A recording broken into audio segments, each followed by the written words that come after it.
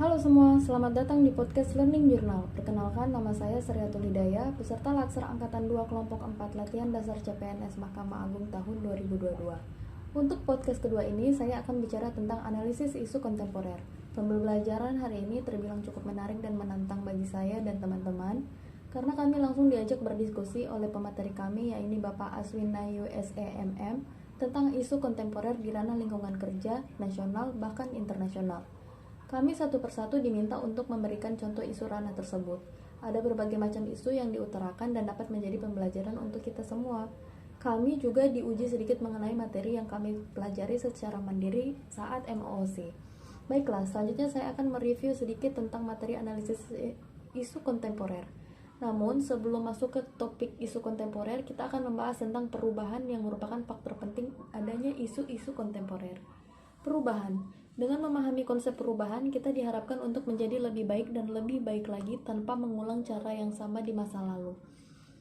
Perubahan lingkungan strategis. Ada 4 level lingkungan strategis yang dapat mempengaruhi kesiapan PNS dalam melakukan pekerjaannya sesuai bidang tugas masing-masing, yaitu individu, keluarga, masyarakat pada level lokal dan regional, nasional, dan dunia atau global.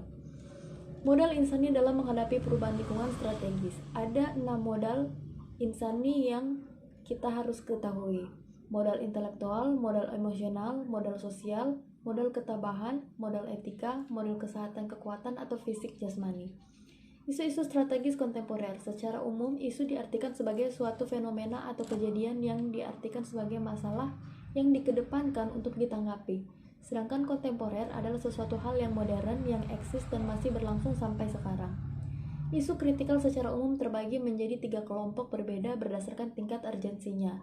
Isu saat ini, isu berkembang, dan isu potensial. Kemudian terdapat isu scan sebagai sumber isu, yaitu media scanning, existing data, knowledgeable others, public and private organization, public at large. Ada teknik-teknik analisis isu. Yang pertama, teknik lapisan isu, dan yang kedua, teknik analisis isu, yang dibagi menjadi beberapa alat bantu analisis. Ada mind mapping, kemudian fishbone diagram, dan analisis SWOT.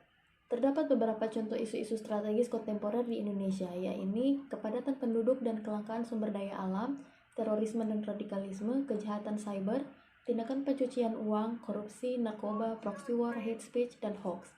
Kita sebagai ASN diharapkan mampu memahami konsep perubahan dan perubahan lingkungan strategis melalui isu-isu strategis kontemporer sebagai wawasan strategis PNS, dengan menyadari penting-pentingnya modal insani dengan menunjukkan kemampuan berpikir kritis dalam menghadapi perubahan lingkungan strategis dalam menjalankan tugas jabatan sebagai PNS profesional pelayanan masyarakat. Demikian podcast saya, terima kasih.